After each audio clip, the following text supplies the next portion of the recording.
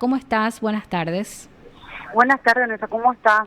Bien, doctora, mucha expectativa, ¿verdad? Con relación a este juicio, se volvió a posponer la convocatoria por tercera vez. Asimismo, pasó otra vez el tribunal para las 6 de la tarde y estamos realmente muy expectantes a escuchar la decisión del tribunal.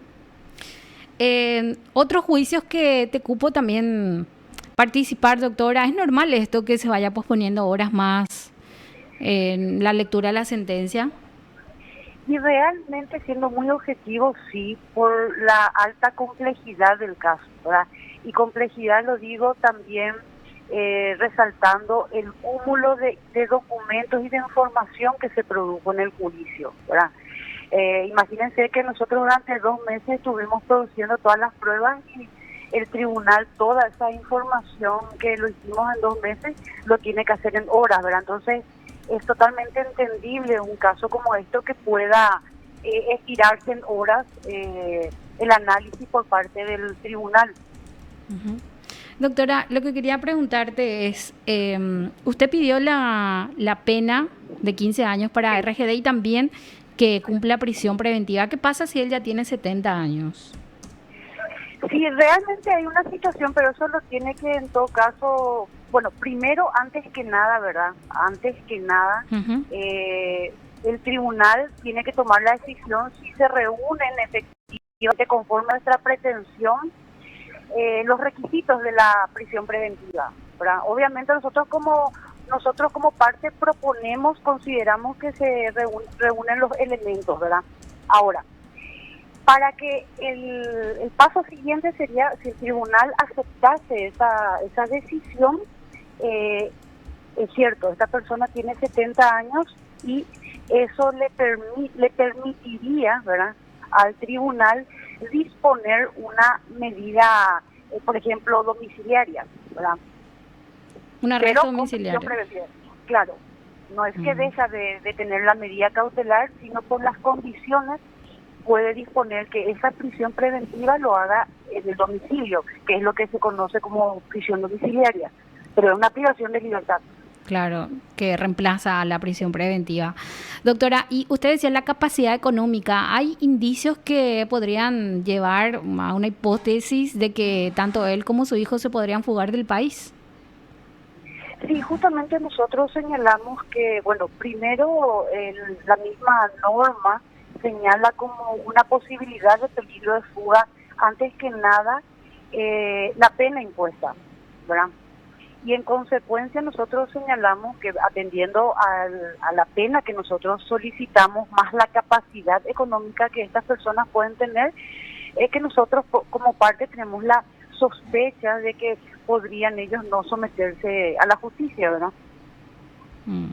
Doctora, y aparte de lo que es esta medida cautelar, si nos podrías contar lo más resaltante de lo que fue sus alegatos finales, también por qué ha solicitado la pena máxima, al igual que la Fiscalía, para Ramón, y también por qué 7 años para Fernando Para González. Fernando. Sí, sí. Bueno, con relación específicamente al señor Ramón González, tenemos que tomar en cuenta que en cuanto a la calificación jurídica se le atribuye dos hechos punibles, ¿verdad?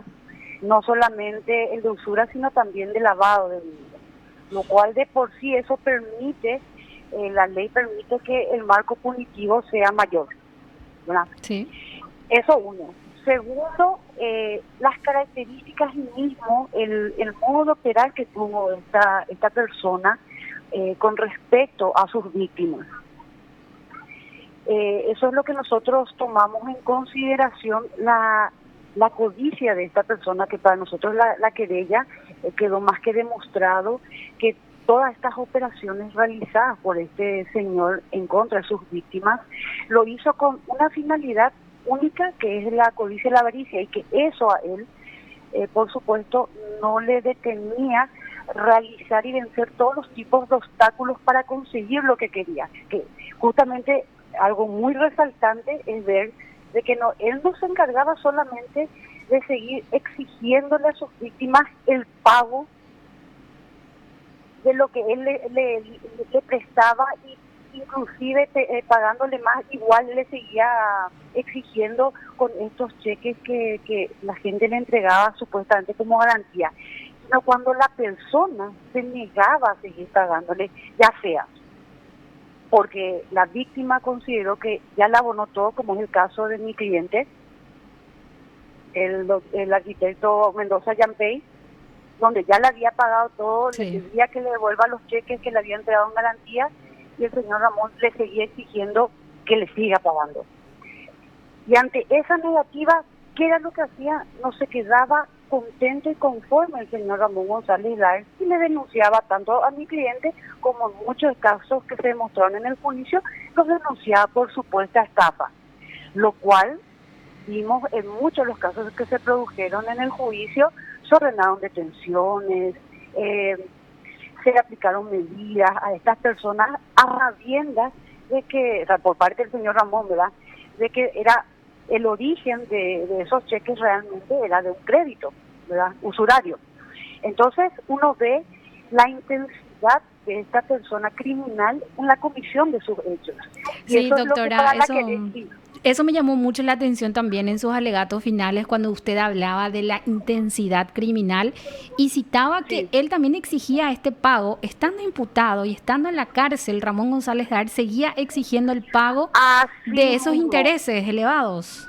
Así mismo, y ese es el caso concreto que nosotros señalamos al momento de la medición de la pena, justamente para que el tribunal pueda valorar esa situación en contra, ¿verdad?, de que, y fue revelada por el testigo Armindo Vera, que había señalado que el señor Ramón, estando en la agrupación, le seguía intimando y amenazándole al pago, ¿verdad?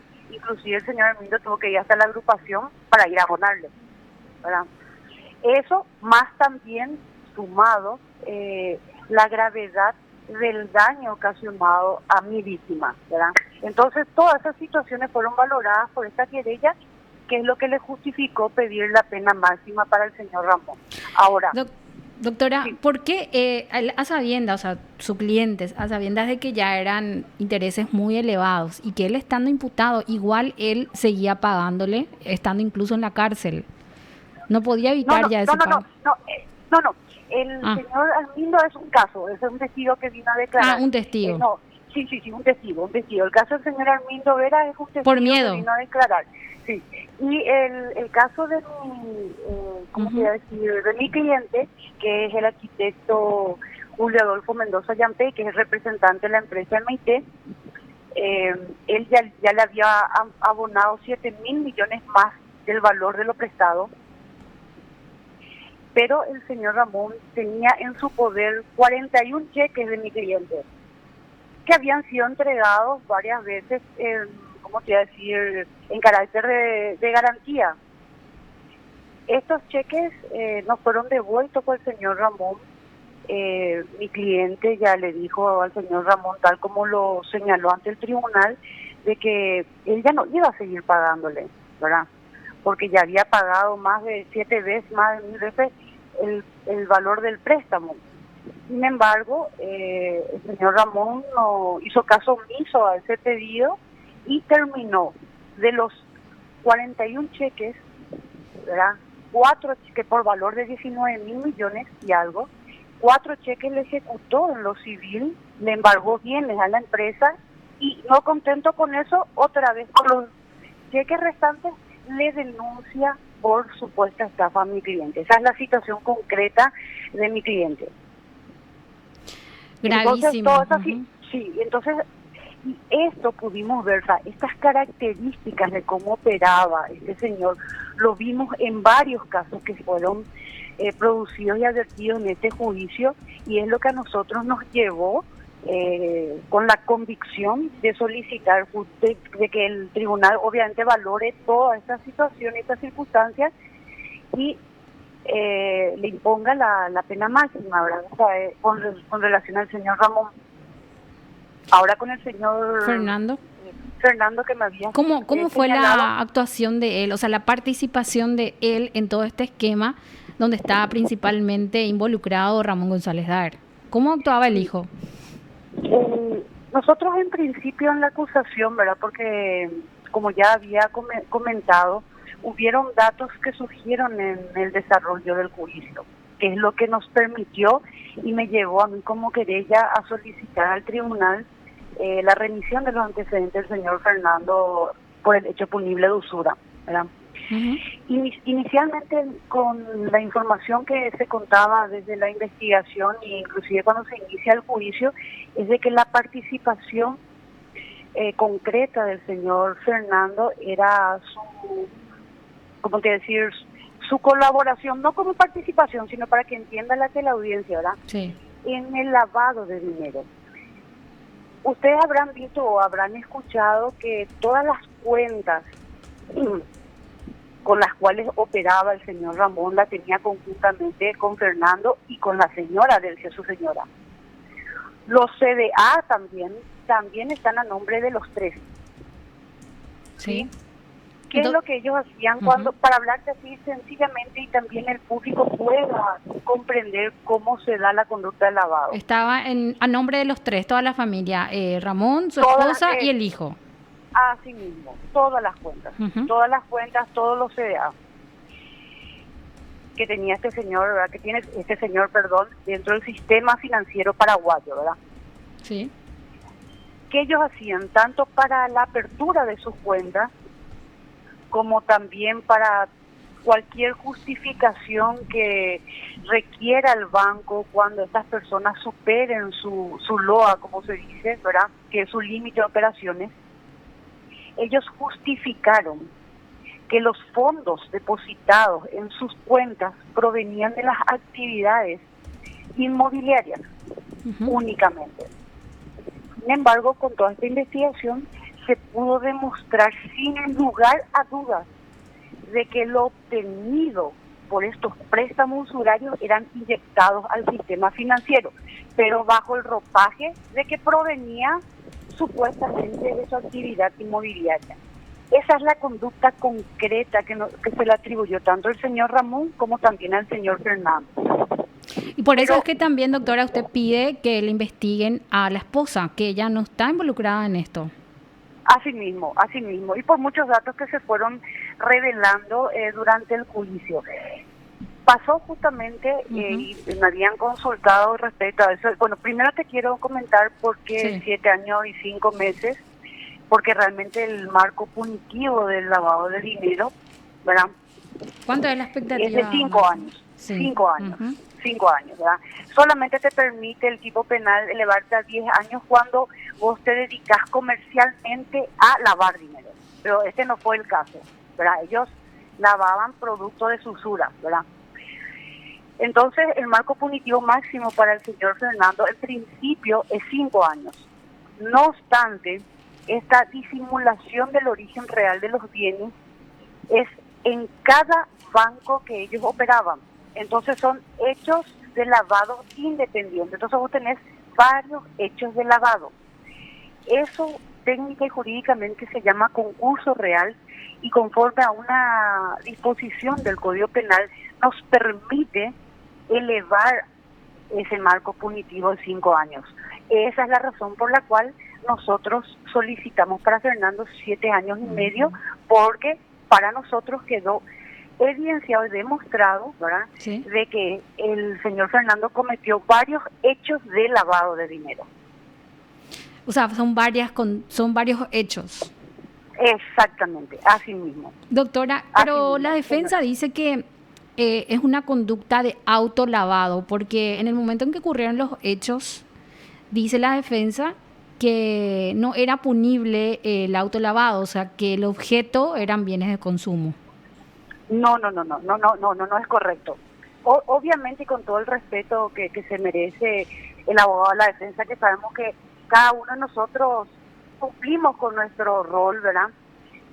No obstante, jurídica y técnicamente no es correcto, ¿verdad?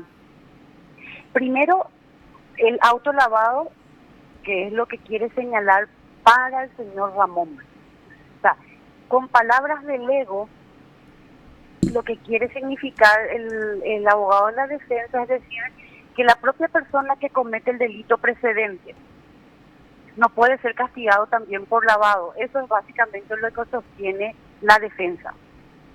con relación a Ramón, no con relación a Fernando, ¿verdad? Sí.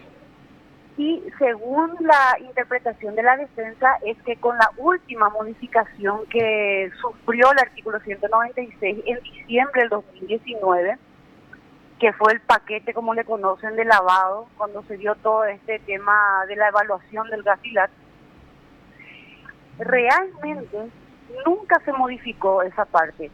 Desde 1997 que se aprueba el Código Penal, siempre nuestro tipo penal de lavado en la República del Paraguay también abarca el lavado de dinero de las mismas personas que cometen el delito precedente. Y eso lo podemos corroborar en muchísimos los casos de crimen organizado, de narcotráfico, donde, por ejemplo, vamos, ya que es un caso, ya que es una condena, quiero hacer alusión al caso de Yavis Pavón, por ejemplo. Yavis Pavón, aparte de tráfico de armas, creo que no recuerdo si era crimen, asociación criminal, narcotráfico, también fue condenado por lavado, ¿verdad? Entonces, la conducta de autolavado, como la denomina la defensa. Eso. O sea, que haya una jurisprudencia, como el caso de Jarvis.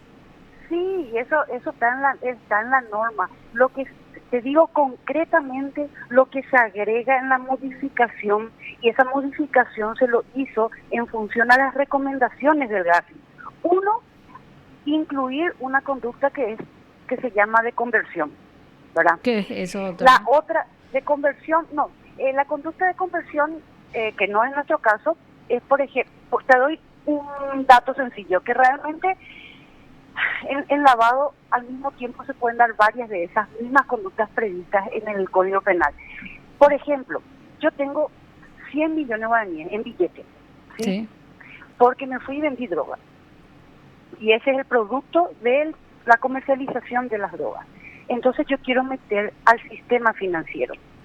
Yo disimulo, ¿verdad? Disimulo que el origen, porque no puedo decir, no, esto es porque vendí droga, ¿verdad? Entonces, disimulo que viene de aquí lo caso. Y llevo mi factura y tal cosa, entonces disimulo el origen real, ¿verdad? Ahí en principio yo tengo billetes. Al depositar en la cuenta, yo traspaso la propiedad de esos billetes al banco.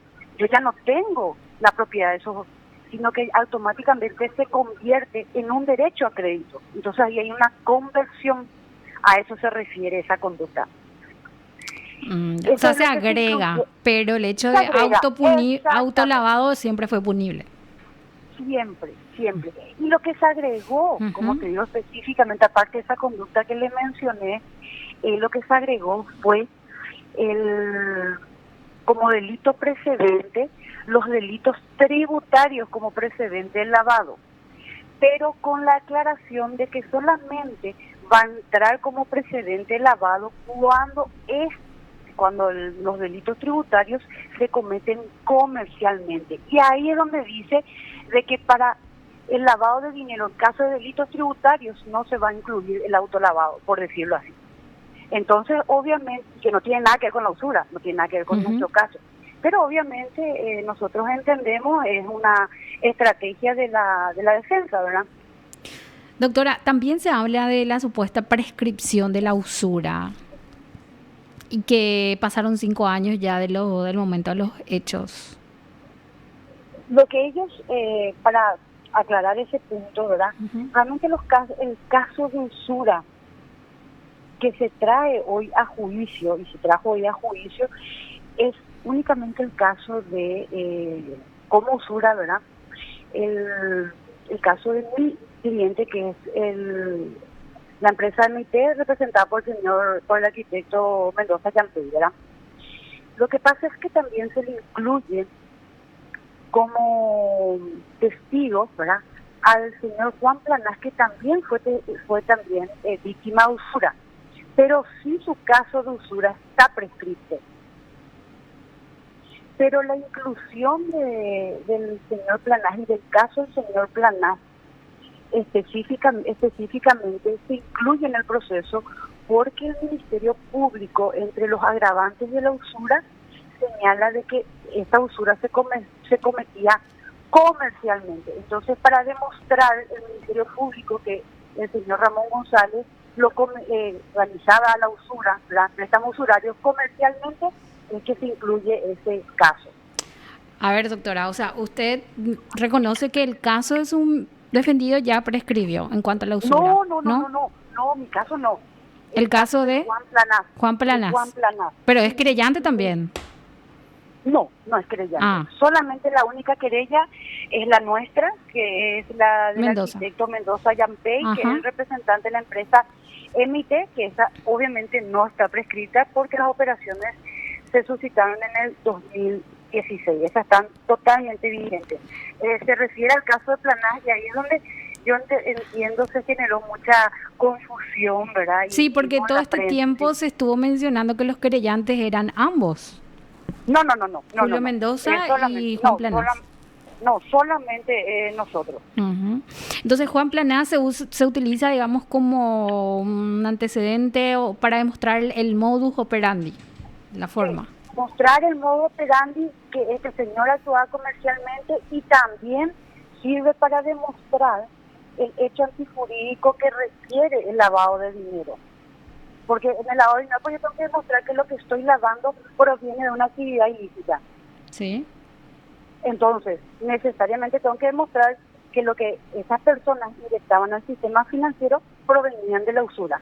Y para eso sí es un delito autónomo y no requiere que esté vigente la acción ni exista una sentencia con relación al delito subyacente. Para el caso de Planás, aclarando. Sí, para el caso de Planás, que él no es querellante. El único querellante es Julio Mendoza Yampey, a quien usted representa. Así mismo. Doctora, ¿y cuándo ocurrió el hecho de Yampey, de su cliente? Inicia, porque habrán visto que esto no era una cuestión así inmediata. Hubieron operaciones que, inclusive la de Ramón Suizerreta, que duraron como 15 años, ¿verdad? Sí.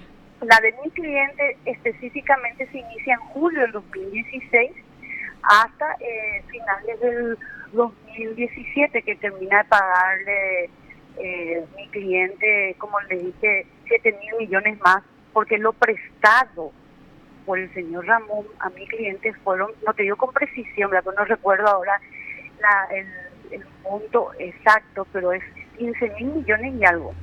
15.000 millones. Señor, sí. Es lo que le presta. ¿Y cuánto paga él finalmente? 23.000 millones. ¿En cuánto tiempo sería esto? O sea, ¿nunca acabó la deuda? Un año, 8 meses más o menos. En un año, 8 meses, él tuvo que pagar 23.000 millones. Sí, y encima el señor Ramón se quedó con 41 cheques de la empresa por valor de 19.000 millones, que es la que le digo que parte de esos cheques le ejecuta civilmente y la otra parte la denuncia penalmente. O sea, que él sigue teniendo, o sea, se quedó con esos 41 cheques de garantía. Exactamente, por eso es que la reparación del daño que nosotros sugerimos un valor estimativo, porque obviamente eso lo vamos a darse y que el tribunal acoja nuestra pretensión, nosotros vamos a ejecutar eso en la instancia correspondiente, ¿verdad? ¿En lo por civil? Eso es que en lo civil, exactamente. Entonces, por eso es que aproximadamente el monto calculado por esta querella serían como 36.000 millones y algo ahora. En principio, eso sin contar los otros conceptos de los tipos de daño que generó esta causación de este daño patrimonial a la empresa, ¿verdad? 36.000 millones como reparación del daño. Y esto sí... En principio. En principio. Sí. Y el tribunal se tiene que expedir hoy sobre eso también, doctora, para que ustedes puedan accionar a partir de ahí en lo civil. Así mismo.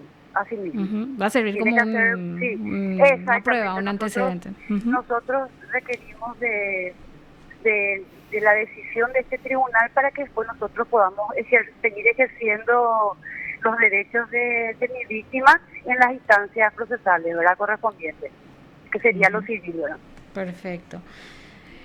Clarísimo todo esto, ¿verdad? De manera coloquial poder entender qué es lo que se le acusa a Ramón González Daer, porque uno cuando escucha lavado de dinero, usura, ¿qué es lo que es eso, verdad? Entonces, entendiendo un poco, ¿verdad? La querella y sobre todo lo que piden, que es de 36.000 millones de guaraníes, su cliente ha solicitado, o sea, el querellante ha prestado 15.000 millones, obtuvo ese préstamo, pero realmente, según ustedes, él pagó 23.000 millones en todo lo Sí. que fueron los Y intereses y desproporcionales.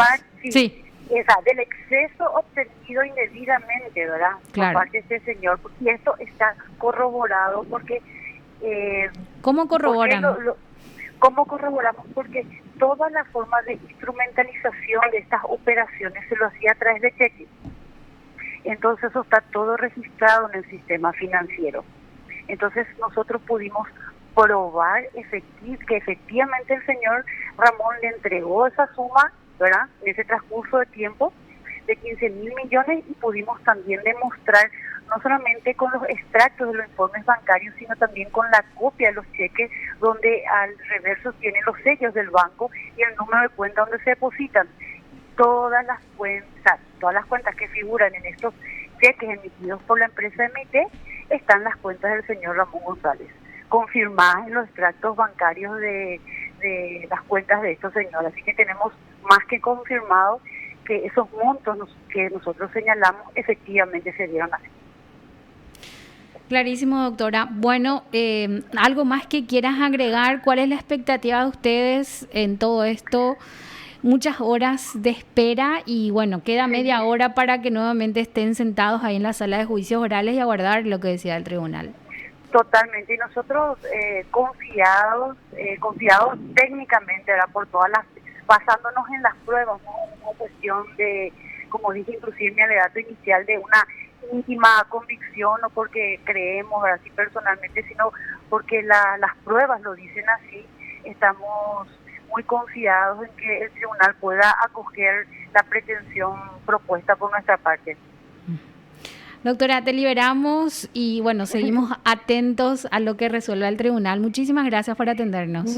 Muchas gracias a ustedes por escucharme. Un abrazo, Alejandra. Igualmente, doctora. Chao, chao. Gracias. Lo escuchaste aquí en PDS.